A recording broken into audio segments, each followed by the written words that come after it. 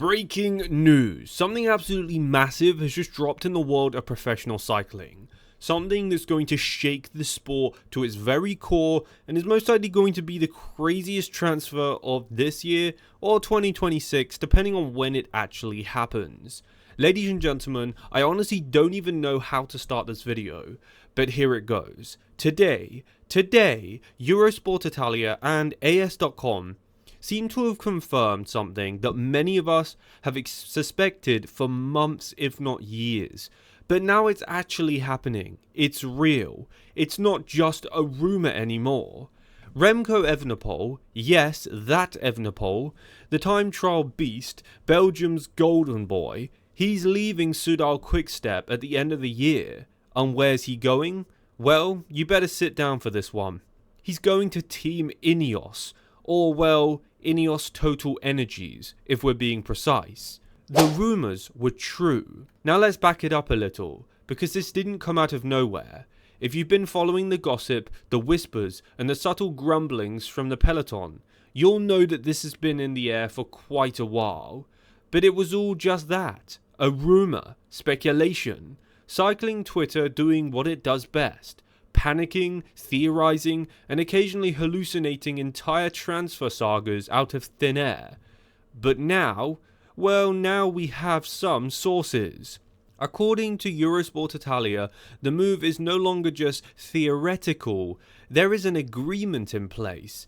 And if that wasn't enough, Spanish outlet AS.com just lit the whole thing on fire. According to them and some of their sources, Remco Evenepoel has had an agreement with Team Ineos Total Energies since last winter. You heard that right, last winter.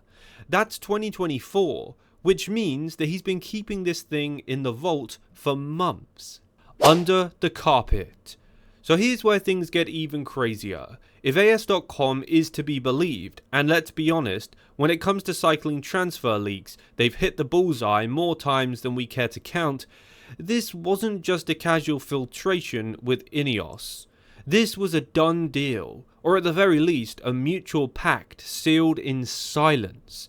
They claim that the agreement between Remco and Ineos was already signed or verbally cemented all the way back in the off-season. That's right, while we were all busy dissecting his time trial wattage and calculating his VAM on Alto de Alguru, Remco was apparently already mentally halfway into Grenadier jersey. And what's more, they've managed to keep it under wraps. Completely, like some kind of a cycling cold war. No leaks, no premature whispers from agents, no coy interviews, no quote, I want to win the tour wherever that might be kind of hints, just total media silence. And then boom, Eurosport drops their news like a meteor. And AS follows it up with a flamethrower. Timing is everything. Now to be clear, this doesn't mean Remco is hopping on the Ineos team bus tomorrow. His contract with Soudal Quickstep, yes, the team that's been moulding him, marketing him and defending him like a rare species of diamond-studded unicorn, is valid until the end of 2026.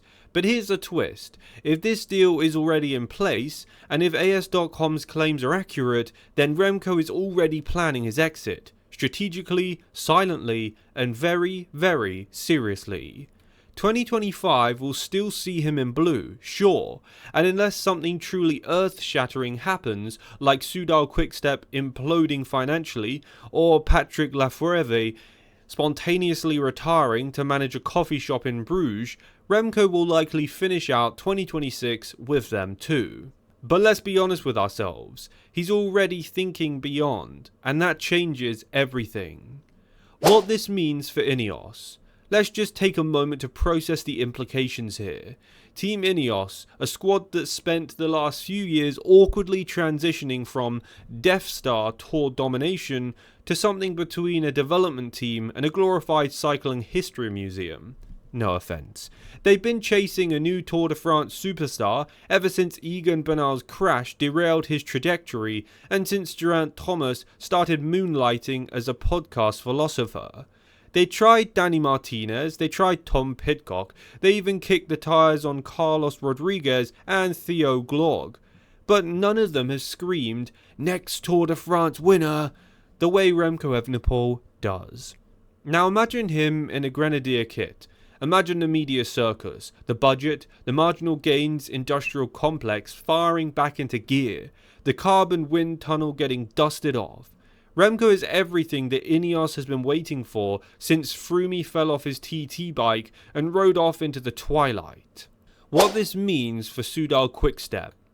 And on the other side, what about Soudal Quickstep? The team that loves them or hates them, they built Remco's career from the ground up. This isn't just a loss of a rider, it's a loss of an identity. Remco is Soudal Quickstep now. The branding, the social media, the strategy, it all orbits around him. If he walks in 2026, they lose not just their GC talisman, but also their long-term Tour de France ambition. They go back to stage hunting and cobbled classics, which, let's be fair, they've always been good at, but it's a reset, a rebuild more like.